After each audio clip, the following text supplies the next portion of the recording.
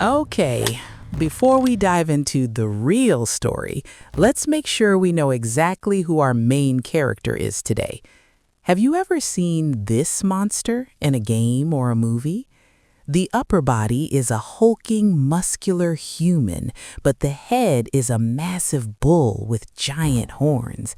He's holding a battle axe as big as his own body, snorting steam from his nose, and he always appears as the final boss of a dark, complex maze. Yes, that's right. It is the most famous named monster in Greek mythology, the Minotaur. Usually we just know him as, oh, that scary bull-headed monster in the labyrinth, just a mid-boss for the hero to beat up to level up. But if you look closely, there are a few things that are very strange. Why a bull? There are lions, tigers, and wolves. Why was he born with the head of a gentle herbivore that eats grass? And here is another question. If I told you this monster was actually a prince of a nation, would you believe me? We thought it was just a simple monster story, but it turns out to be a soap opera gone wrong and the story of the most unfairly treated prince in history. From now on, through 10 facts I've collected, I will clearly explain the 5,000-year-old grievances of this guy with all the reasons and evidence. So, the first question, why a bull? Why was a child with a bull's head born from a perfectly normal queen? Was it just a mutation? No, there is a very clear cause and effect here. It is because of the embezzlement case committed by his father, Minos, the king of Crete. Before he became king, Minos prayed to Poseidon, the god of the sea. God, if you send me a magnificent bull as proof that I should be king, I will sacrifice it right back to you. Poseidon kept his promise and sent a blindingly beautiful white bull. But as soon as the king saw this bull, he got greedy. The second story is about his name. We call him the Minotaur, but this is not his real name. Minotaur is just a derogatory nickname combining King Minos and Tauros, which means bull. It literally means Minos's bull. It's like calling someone Minos's family pet. Then what is his real name, and why did he have one? When Queen Pasiphae saw her newborn son, she didn't throw him away calling him a monster. Instead, she gave him a beautiful name. She called him Asterios. It means the starry one, or he of the stars. What does this mean? It is proof that although the queen gave birth to a bull due to a curse, she acknowledged this child as a legitimate prince of Crete. But King Minos was different. He was afraid his scandal would be exposed, so he took away the name and branded him a monster. Having a name is sad proof that he was originally someone to be raised, not someone to be eliminated. Third, the prison he was locked in, the labyrinth. Many people ask this. The Minotaur is incredibly strong, so why couldn't he just smash the walls and break out? There is a valid reason for this. This prison wasn't just about walls. It was a space designed to paralyze cognitive abilities. The designer was Daedalus, the greatest genius of the time. In Ovid's Metamorphoses, there is a line that says the structure was so complex that even Daedalus, who made it, almost couldn't find the entrance. Let's say the Minotaur smashes a wall. He breaks it and there is another wall. He breaks that and another wall appears. Direction is lost and even up and down become confusing. In other words, it was a psychological prison that could never be solved with physical strength alone. So even the mighty Minotaur had no choice but to stay trapped. Fourth, his diet. Why did he eat humans instead of grass? Because he was cruel? No, it was because of a biological mismatch. His head was a bull, so instinctively he would have wanted grass. He probably thought to himself, I smell fresh grass today.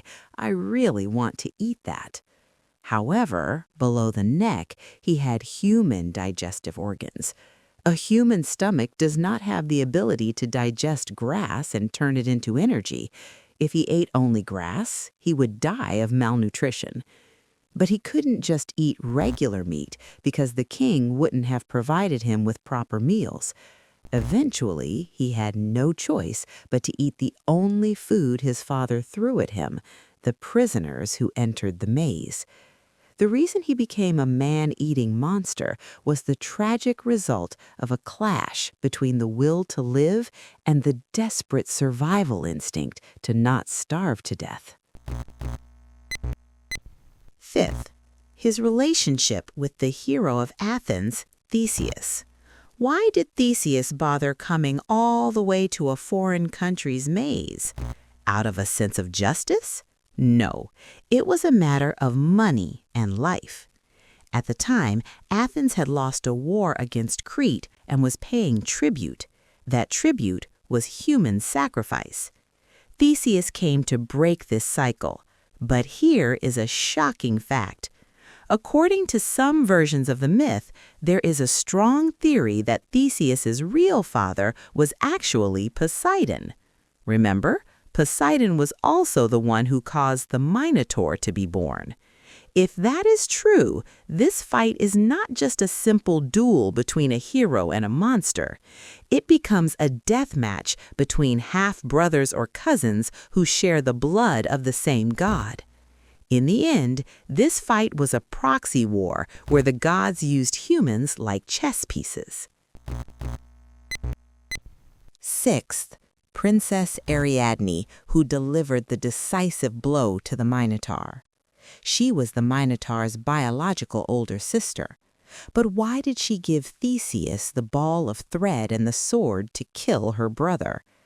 The reason is cruelly simple. It was the desire to escape. Ariadne also felt suffocated on the island of Crete. The family atmosphere was a mess because of her monster brother, and her father was a tyrant.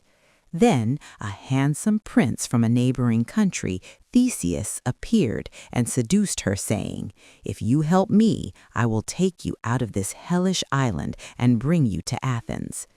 To her, the Minotaur was not a brother, but an obstacle blocking her life. The emotion the Minotaur felt as he lay dying was probably less about the pain and more about the despair of being abandoned by the family he trusted. Seventh, the story about the axe that most people misunderstand. In games, they all hold axes, so why do you say he didn't have one?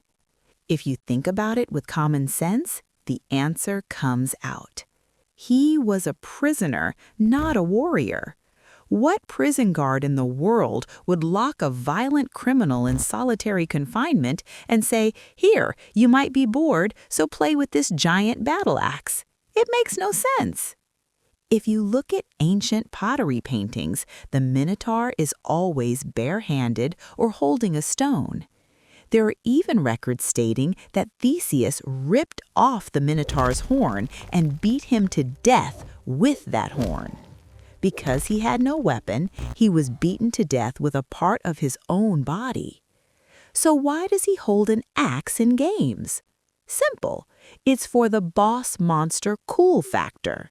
Swinging a giant axe looks much more threatening visually than just punching in his underwear. In other words, the axe is 100% fictional item created by modern game developers.